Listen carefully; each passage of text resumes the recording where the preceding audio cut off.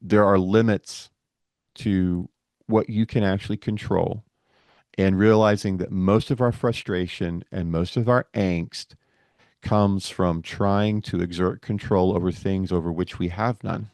Mm, yeah. Um, and then being able to entrust those things to a merciful, gracious, benevolent God Hmm. is is really the key to getting into that space where you can actually hear, grow, and um, and get back to being concerned about the things that you do have control over, Right. and doing those things that you can do um, in the middle of your situation. Driven by purpose, fueled by passion. My words got power, my thoughts have action. Motivation, stay gracious. That's greatness. Be audacious. Motivation. Be audacious. Innovation. Be audacious. Inspiration. Be bold. Motivation. Be Hey everybody, Audley Stevenson here. Thank you for tuning in to another edition of the Audacious Living Podcast, where our goal is simple. It's to help you live your best audacious life ever. It's always a pleasure to be here, and I appreciate you for spending part of your day with us here. Now, today's episode is built around an analogy that I think is really, really powerful. And if you think about life, it's a lot like standing in a boat during a long, unpredictable storm. You can't stop the waves, you can't control the weather, and you can't rush the storm away. But what you can do is anchor yourself. That anchor might be hope, community, trust, or simply letting go of the need to control everything.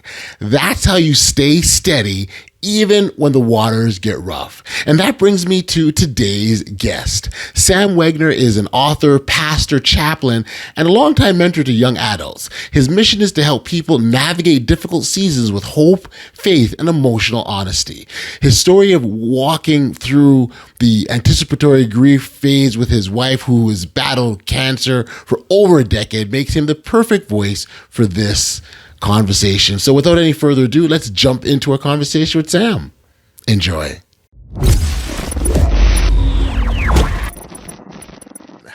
Hey, Sam, thank you for joining me here today on the Audacious Living Podcast. I appreciate you taking the time to do this, my friend.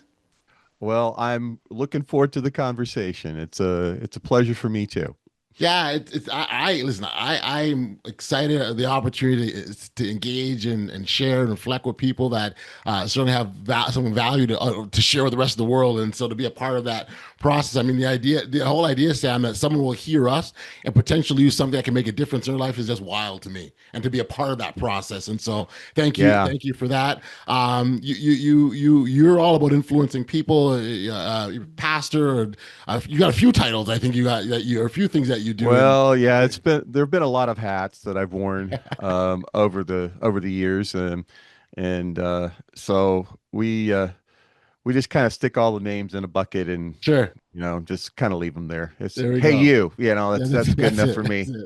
it. I can relate. That I can relate to. That I can relate to. Well, one of them that we will certainly talk about is your title of author, and you've got a book. The weight Hmm. is the weight of the weight, and we'll Right. certainly get into that. But maybe as a starting point for listeners that want to learn a little bit about you and the work that you do, if you can sort of quick introduction about your work and what's kind of got you to the point that you're at now. Yeah. So actually, all those other titles that you've mentioned have pretty much been non-vocational roles for me. Hmm. I've actually made a 27-year career in information technology. But I grew up on the mission field. My parents were missionaries to Italy, and so ministry has always been a part of my makeup. And it's really the aspect of my life that juices me up the most. Currently, um, I'm a chaplain. That's kind of a a formal name, but basically what it means is that I get to hang out with a bunch of cool young adults and um, um, have a little bit of input in their lives and help them grow and answer some questions from time to time. But most of all, I just get a front row seat to watching amazing things happen with an amazing group of young people. Beautiful, beautiful. I actually, before I forget, I should mention to you some of my home office here, and I recently installed some motion lights, and I can't get them to stay on. So at some point, the lights are going to go off, and so just ignore that. I forgot to mention that earlier. It's the silliest thing. So what it is, it's a one button push operation thing. So you got to hold the button down, it flashes the green light three times, and you do something else, and I'm already lost. And so, Oh, you know, goodness. I'm gonna take my time, create some separation, and when my head's cool, go back into it. And so the light may go off, or I might every so often kind of back up to sort of reset the light motion thing, and just Okay. ignore all my movement. That's all I'm saying. Okay. All right. That's great. But as it relates to the work that you do with the young people, I think it's simply wonderful because, young. I think if there's anyone that needs to understand the about life's challenge, I think young people really need to understand that the things that we go through, they're not lasting, they're not permanent, they're not forever. And it's so easy to think that when you're going through something difficult, hard, challenging, that no one on the planet has any idea what knows that feels like or has any concept of the pain that you're experiencing. And so to be able to support them in that way, I think the resilience of our young people are so important because the stronger that is, the further they can go for themselves. Yeah. And the reality is they're not immune to any of the things that the rest of us face either.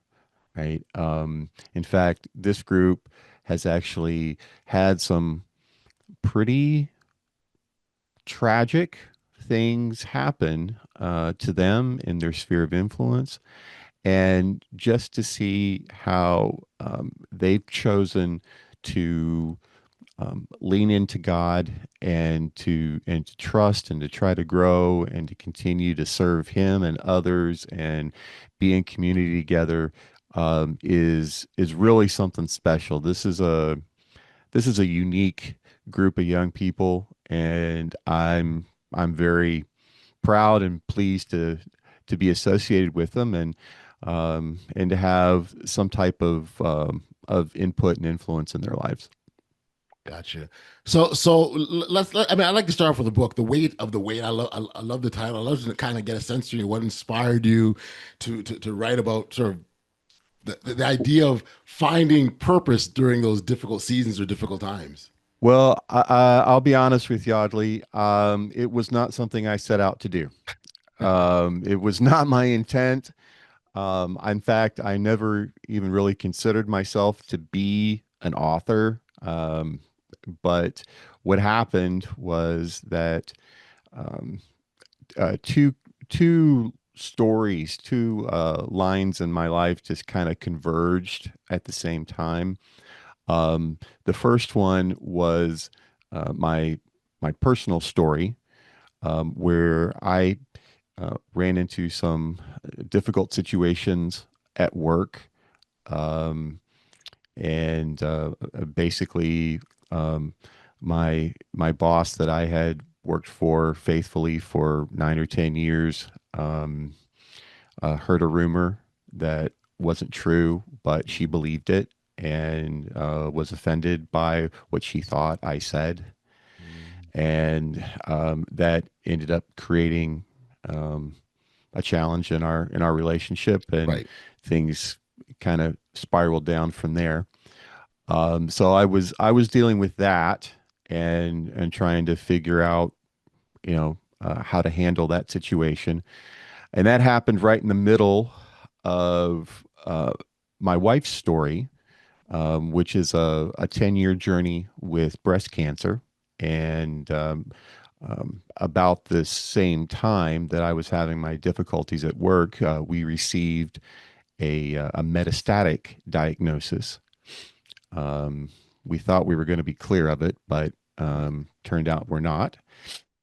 And so after a year of treatment, um, after the metastatic diagnosis, our oncologist that had been with us for 5 or 6 years said that she needed to hand us off to um, another doctor, a trial oncologist.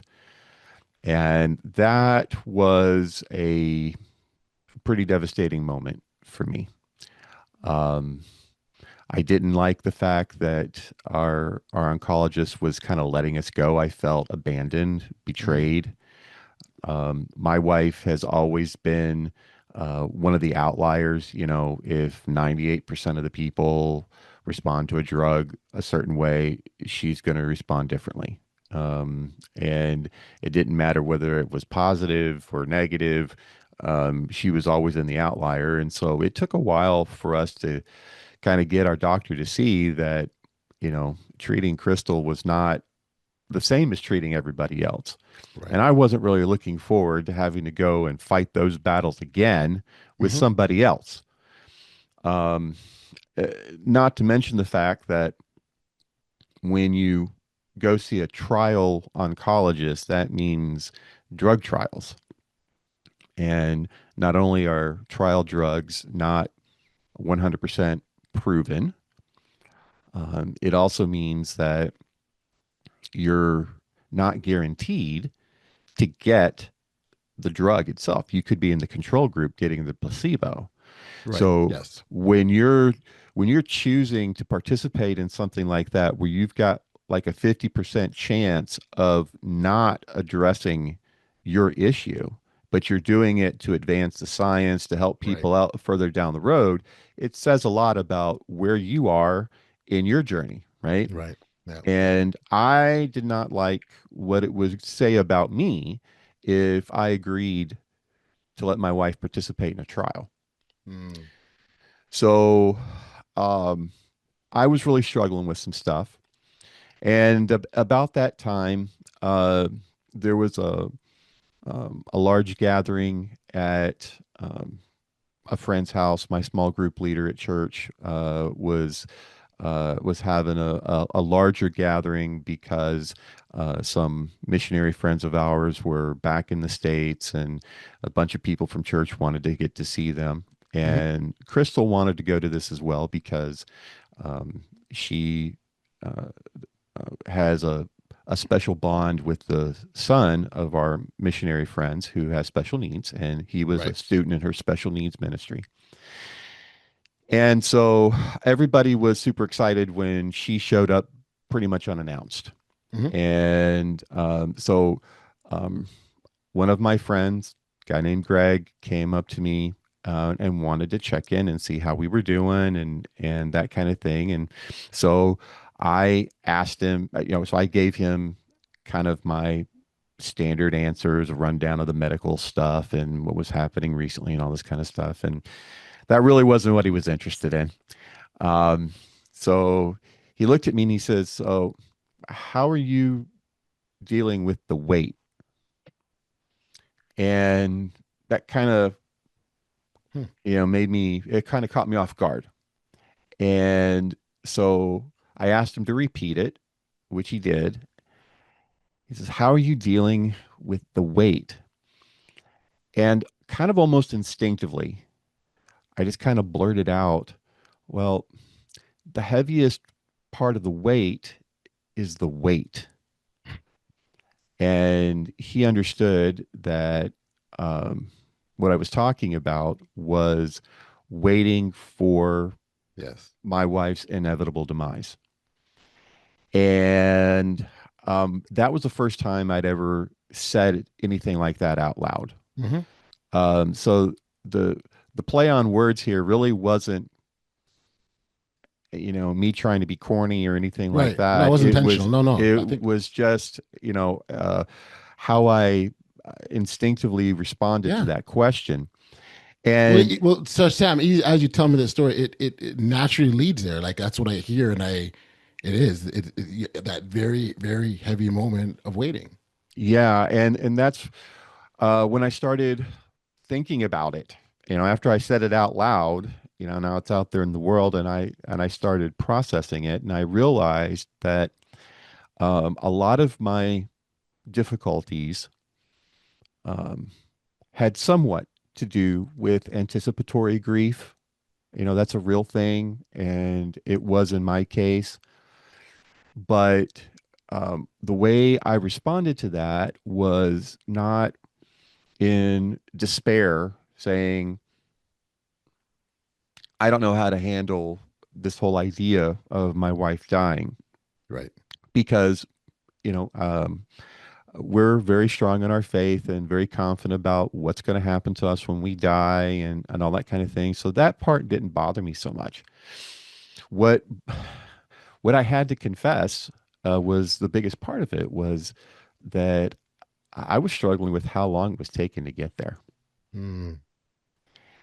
And, it's one thing to read uh, Charles Dickens in A Christmas Carol, where Ebenezer Scrooge, has the two men coming looking for charity, and he suggests that people, um, in need should go to the debtors' prisons. And one of the men says, most would rather die than go to a debtor's prison. And Scrooge says, well, if they would rather die, they had better do so and decrease the surplus population. It's very cold and harsh Right, words, right, right? right. And I would have never said anything like that out loud about my wife, because I'm not a monster. I'm not a horrible person. And I realized that I wasn't even really thinking it. Um, I was feeling it. Mm. Understand.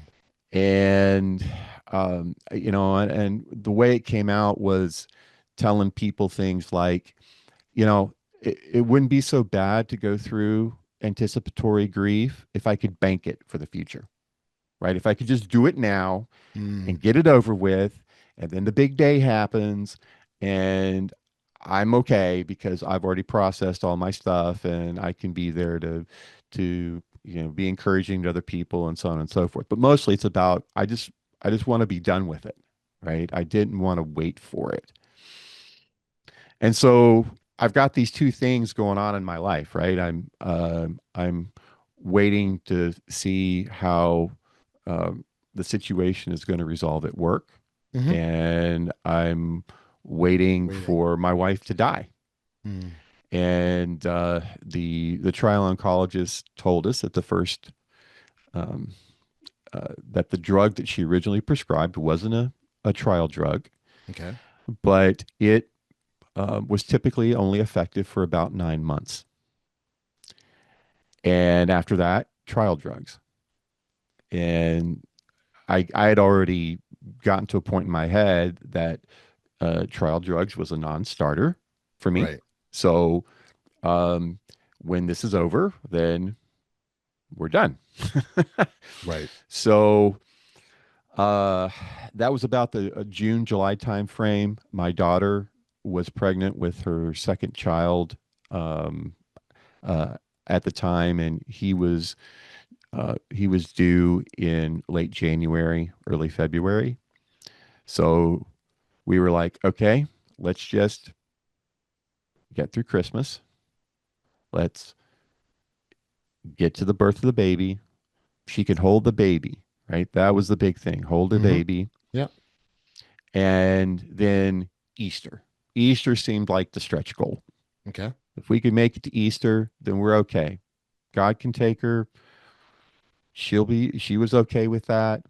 It would be over for me. That's what I was thinking, right? So we're all good with that. Well, the baby came. Um, Easter came and went, and then the second one, and then the third one, and she's still here. Um, the that little boy um, turns 4 in a couple of months, and my daughters uh, had another uh, child, a little girl who turns 2 in December. And my wife is still here. And that's great. That's awesome. Except that means we're waiting more. The wait still The continues. wait You're still continues. carrying it. Yeah. And that became that was kind of the irony in the whole situation, right? Yes. Yes. Yes. Because when you're dealing with stage 4 cancer, there is no cure, right? So your whole strategy becomes to delay the inevitable Hmm. as long as possible. So your goal is to wait. Dude, I hate waiting, right? I despise it. I am the guy, I am the guy who in Houston traffic, which is notorious, right? I will take the 20-minute detour to get around a 10-minute traffic jam just to preserve the illusion that I'm going faster because I keep moving forward, right? That's me. And so that um, it's encouraging. I'm glad that my wife is still alive, but Sure. that didn't solve my waiting problem. Yeah. And so as I started trying to figure that out, that led me to some study of passages in the Bible, and I started sharing what I was learning there uh, with my friends, and a couple of them encouraged me to write the book, Right. and Mhm. so that's how that came to be. Well, thank you for sharing your story and congratulations for what you've achieved up to this point. It may not feel like a celebratory moment because the weight is heavy as it is, but I do think so during that period of the weight, and I'd love to explore this with you.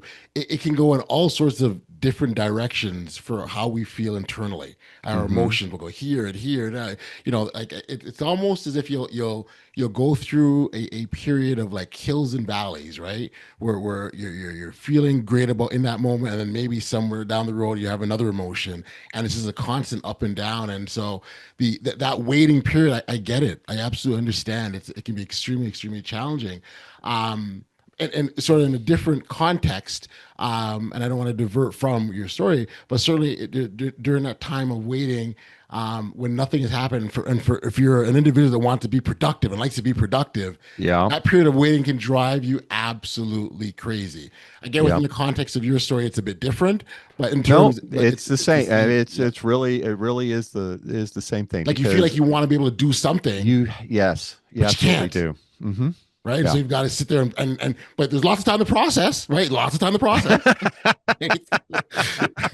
But A lot of time to process, and I will just tell you that um, um, emergency rooms and hospital chairs are very uncomfortable places to do that processing, particularly at 2 and 3 o'clock in the morning. sure, sure. Um, and been there and done that. Um, So during that, what I want to ask you, there, Sam, is I would like to think whether you wanted to learn the lesson or not. I'd like to think that period of wait does teach us something about, particularly about ourselves. mhm. Is there anything that stands out for you that you walked away with? Okay, well, this is what I now know about me. um, yeah. Um, what I what I came to realize is that um, well, for me, it was kind of a developmental process, right? My the way that I realized that I could survive the ups and downs and not get too high with the highs or too low with the lows was to have a centering focus, and for me, that was hope.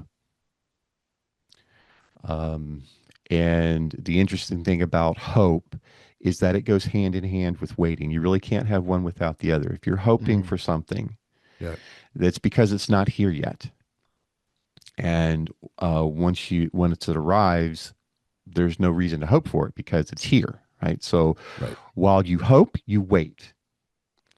And what gives purpose and direction to your waiting is your hope. So they complement one another. They're two sides of the same coin, basically.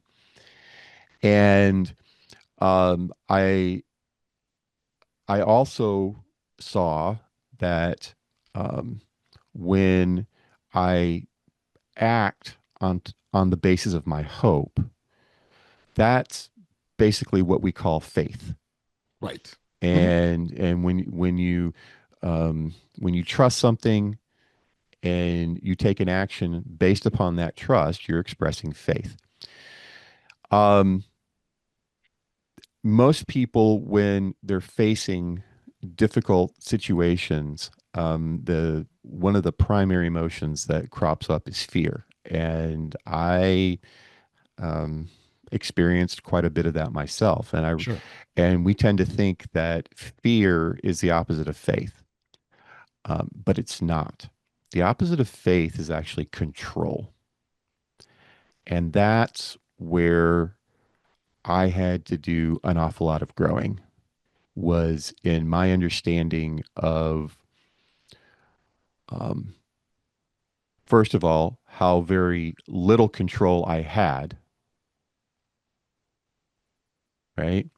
And um, what was going to happen Right. if I surrendered that control, if I tried to stop controlling circumstances that I could not control.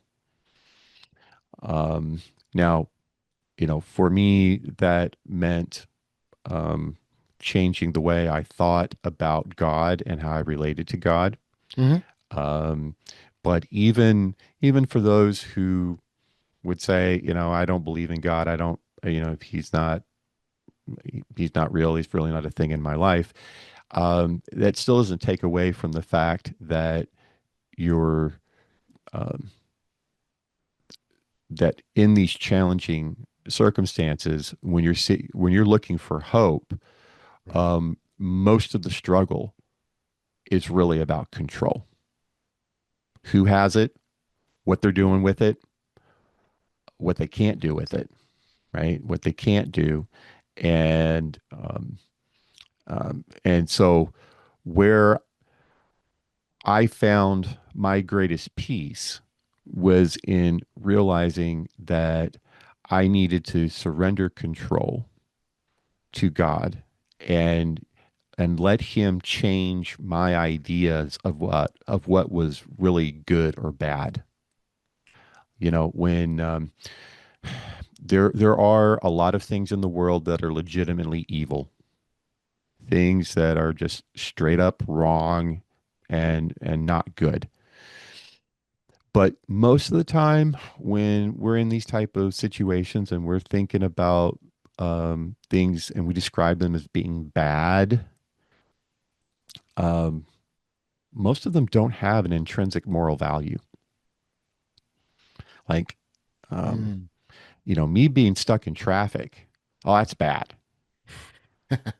Well, Is it really bad? Right. It's is it kind of, really bad? yeah. I mean, which is worse, being stuck in traffic or being involved in the 19 card pileup that happened just 2 minutes ahead of you Right. that created the traffic jam in the first place? You know what I'm saying? Yeah. Right. And so uh, that's just a very simplistic example of how you can look at the exact same situation and come to two completely different conclusions and opinions about it being bad or good, um, based upon um, your perspective and um, your system of values. And I, um, uh, you know, I've talked to a lot of people, and including some of the young people that I work with, who are turned off to the whole concept of God because they think something bad has happened to them. And you hear their stories, and it's hard to say no. Those It's hard to say that those things are good, right? Hmm. Hmm. Hmm. Um, but if you become convinced that God is bad and he's doing bad Right. things Right. to you, Mm. then that completely reshapes your framework of Oh, how you absolutely. view things, right? Yeah. And so um, I had to start. For me, it was starting with this whole idea that God is good and that he can only be good or he's not God. Right. And to me, that's as much a logical conclusion as it is a spiritual or faith Mm-hmm. conclusion, Mm-hmm. right? Mm-hmm. Mm-hmm. If we're talking about the supreme being in the universe, he has to be good because if there's somebody better, then he's not God, right? Right. Right. Right. So, um, and when I took that perspective, it didn't necessarily answer all the questions, but it did allow me to say, okay, whatever's happening to me, if God's bringing it, it's good. Gotcha. If Yep. it's not good, He didn't do it. So either way, my angst, my anger, my frustration, whatever, my fear isn't directed at him. Uh, it's being caused or generated by something else, right? Yep. And so he Yep. can be there with me through all those things. And I may be fighting a whole bunch of other stuff, but I'm not fighting him on top of it all. And that was both comforting as well as strengthening for me in trying to deal with some of these issues. Right, right. It's that again. It's that period of silence, right? And again, when you're silent, and it's really interesting because if you silent is that time to really hear God's voice, right? In those periods, not there's lots of noise happening in our world already, and we're not very, and because of that noise, we're not able to hear clearly. It's in those moments of silence, of calm, where your heart rate is lowered, where your breathing is at an even level, and you're able to absorb. I think that is a key time, and I think it's during those moments where and I'll even speak for me, where sometimes in those quiet moments I have the greatest ideas that come to mind. Like I'm going through. I'm like, wait a second, let me think. And all of a sudden, I'm like, you know, that wasn't me, right? That No. that that was me listening and hearing, but giving myself an opportunity here because I was silent. And I think it's for those people who feel stuck in the silence and feel that it's not productive time, or feel that it's a waste of time, or feel they could be doing something else. What would you say to those individuals? Well, first of all, the only way you're going to be able to uh, get into that moment of peace and calm is to stop thrashing about trying to get control. Right. In the book, I tell a story on my youngest son. He owns it, but he's still kind of a little miffed at me that that was the thing that I chose about to say about him in the book. But when he was a toddler, he hated getting haircuts. Okay. And uh, so anytime I approached him with a pair of scissors, he would throw a holy fit, temper tantrum, screaming, yelling, shaking his head around, writhing. And I mean, and the boy was strong too. So um, when, when his mother insisted that he needed a haircut, my only option at that point was to go to a hair salon, Right. sit in the chair and wrap my legs around his Yes. legs, Yeah. my arms around his arms, and let Yep. somebody else, do the haircut. Um, because it was not only difficult, it was dangerous, Yes. Yeah. Absolutely. Yep. You're right? right.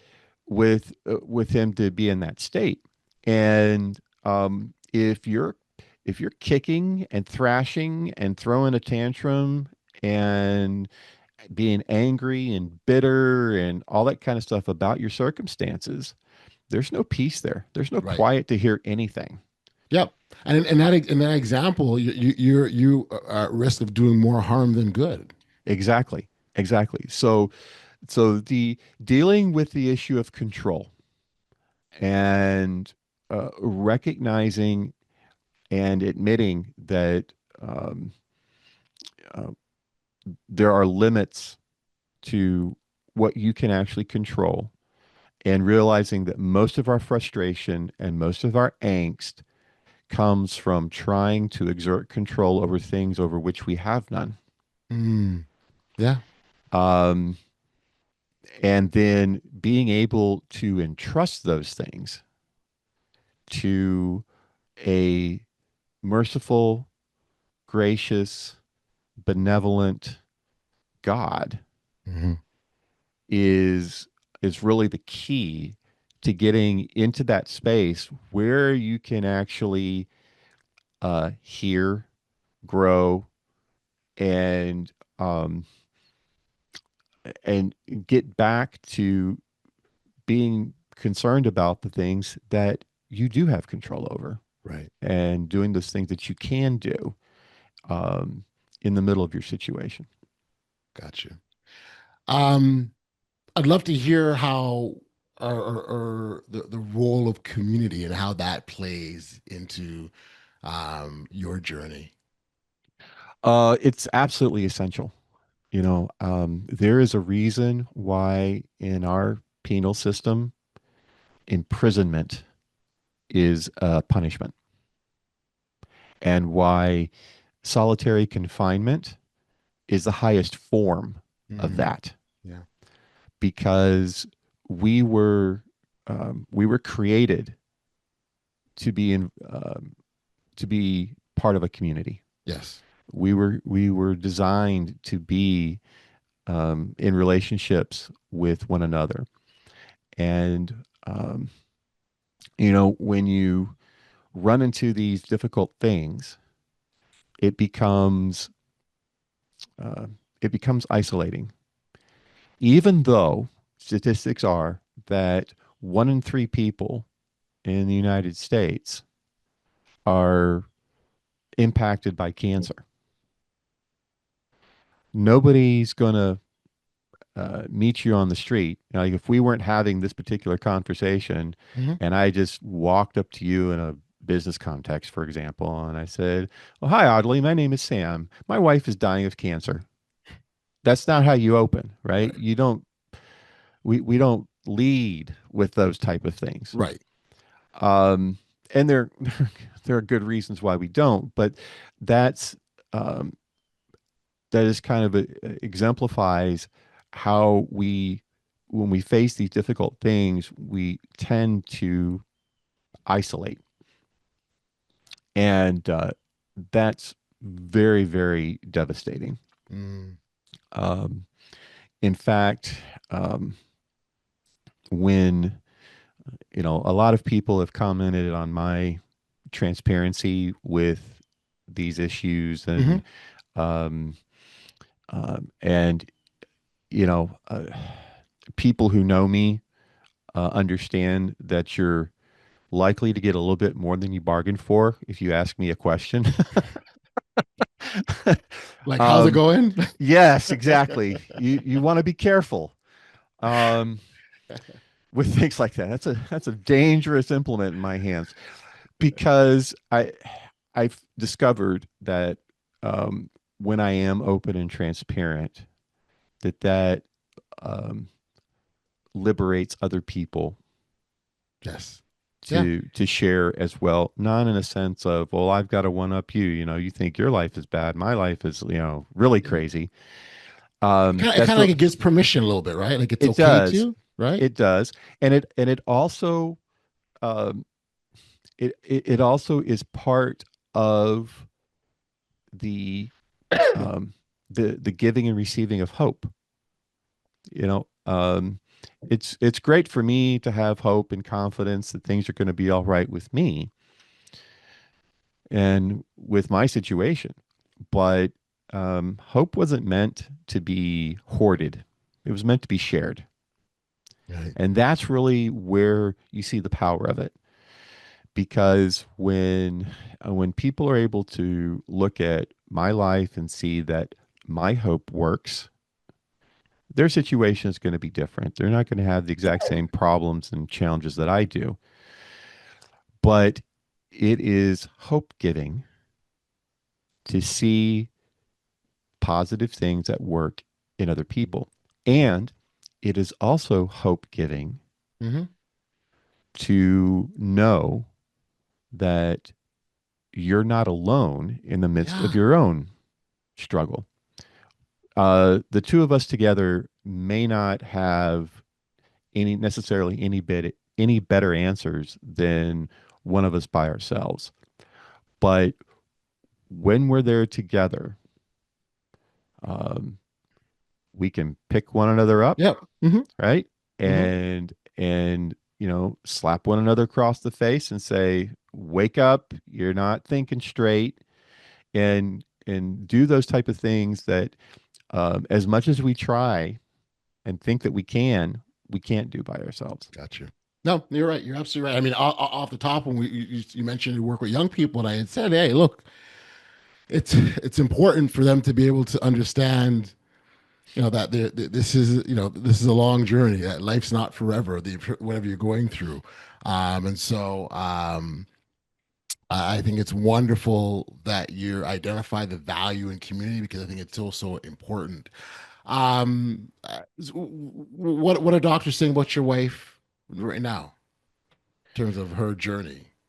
Well, so right now, um, we're at a real interesting um, juncture, because the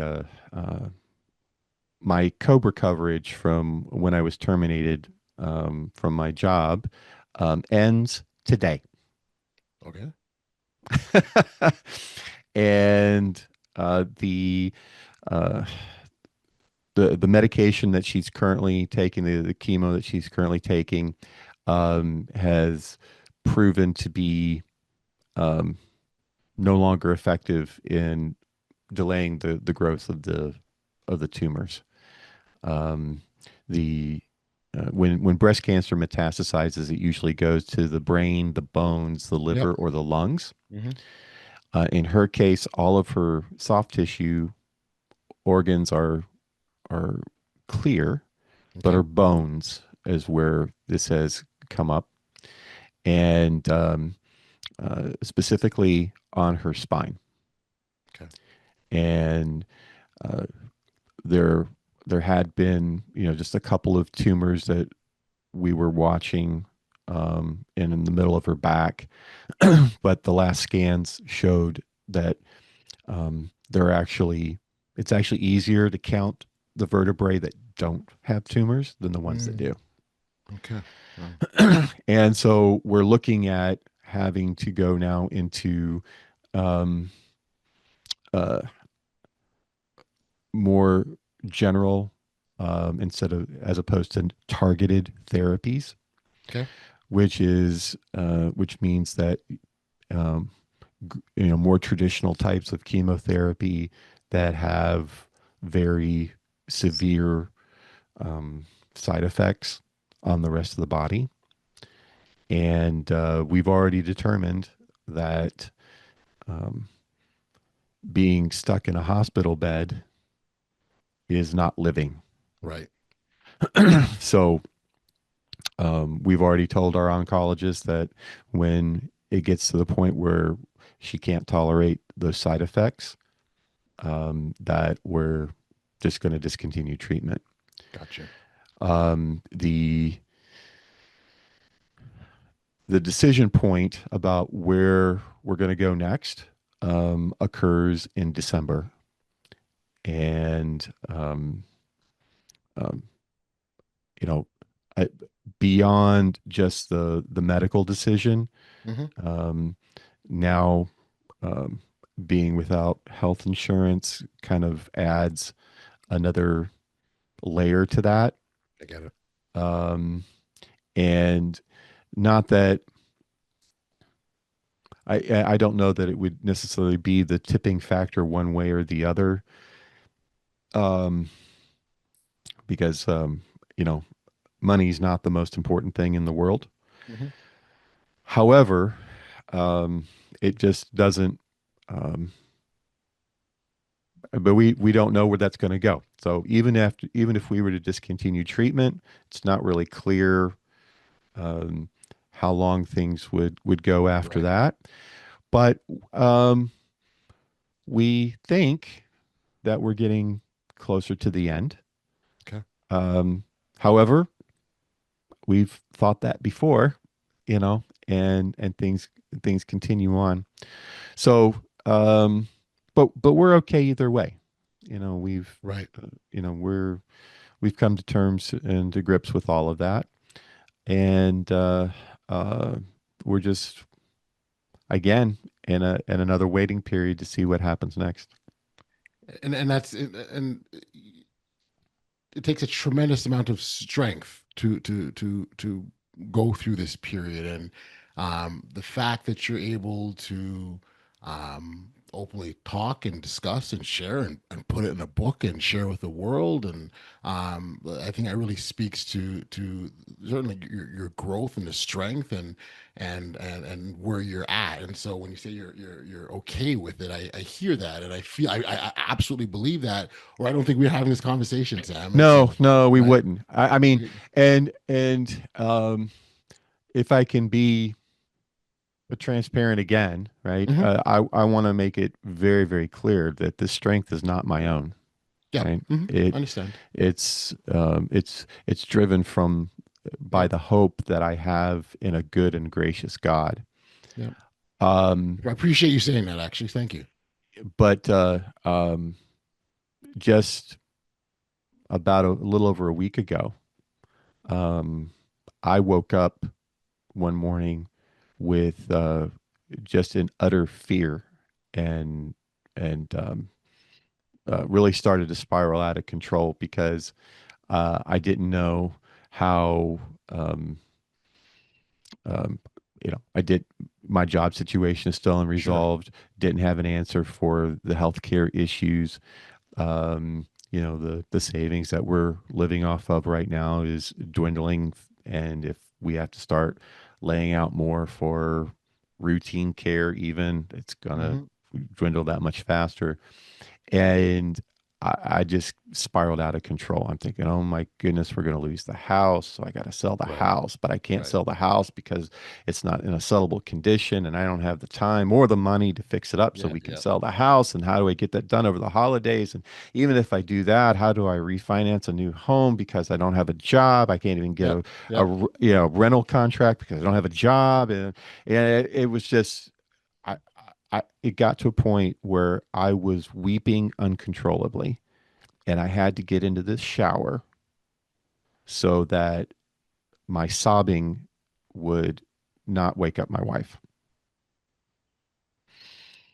And I was scheduled to have an interview like this with another podcaster that day, and I was like, this is not good because um, I'm supposed to be the guy talking about hope and waiting Right. and all this Right. kind of stuff, Yep. and this is not who I am and what I'm supposed to be.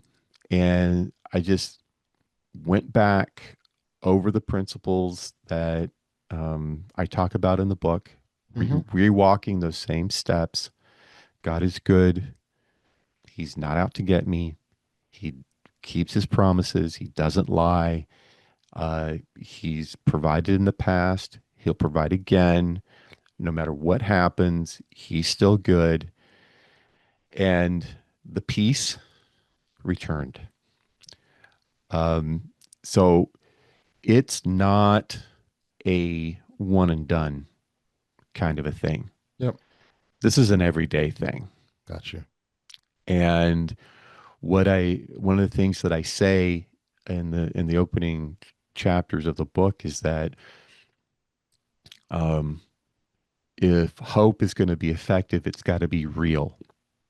It's got to work every single time in every situation without fail. And if it doesn't, then it's false hope. Right.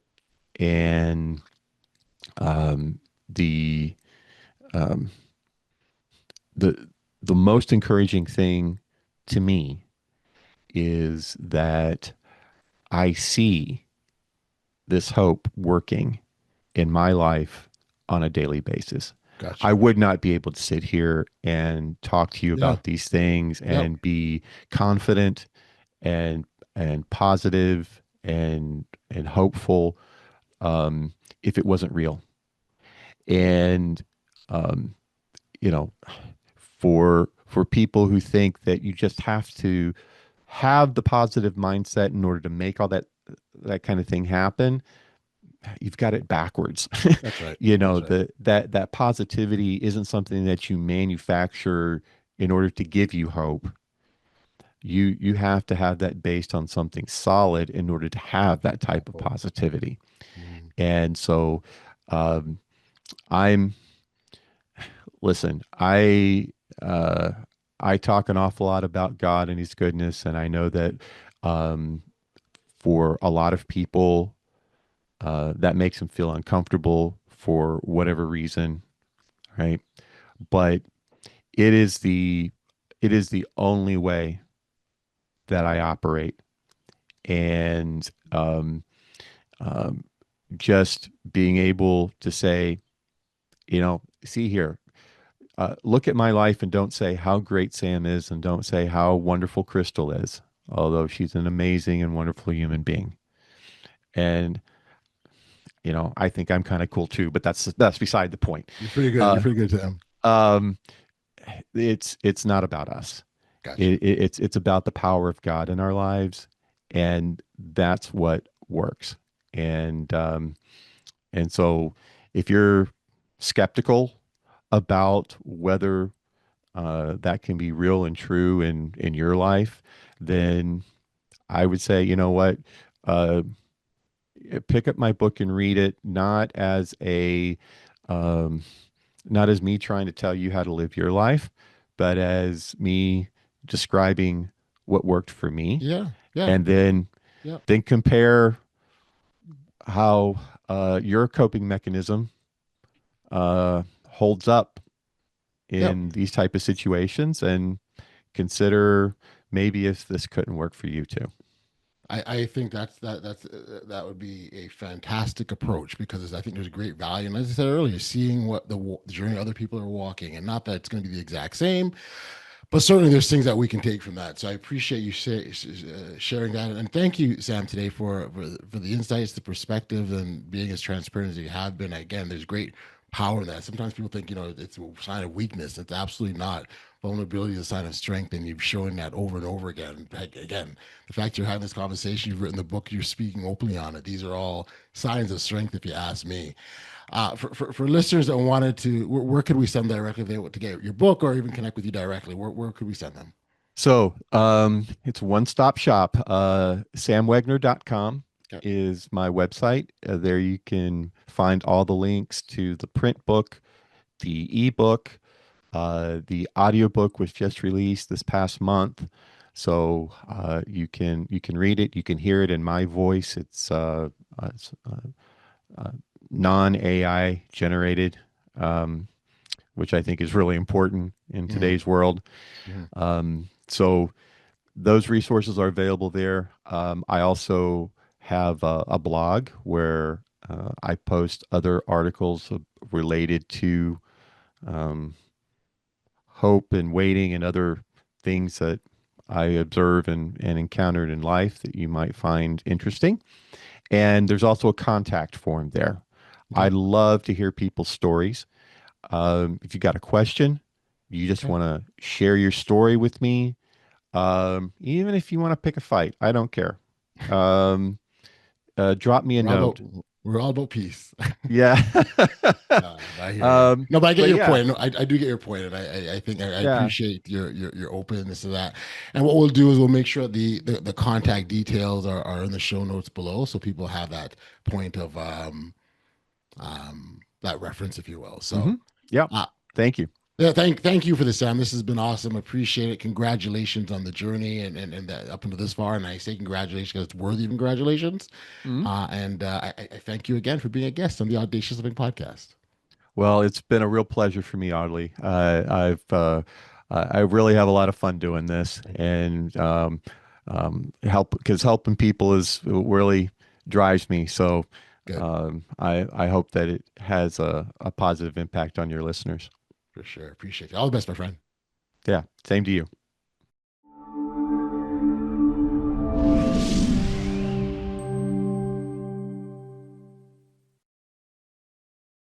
Welcome back. One key message from Sam that really stood out to me is this. Hope gives direction during the waiting, but surrender brings peace. You don't calm the storm, but you can choose your anchor. What I personally loved about this conversation with Sam was his honesty. He doesn't sugarcoat the hard stuff. He doesn't pretend like he has control. He shows how hope and community and faith can hold you together when life feels overwhelming, and that kind of transparency is powerful. To connect with Sam directly or to pick up a copy of his book, The Wait is the Wait, visit samwegner.com. All of his contact details, of course, will be in the show notes below if you need to connect with him.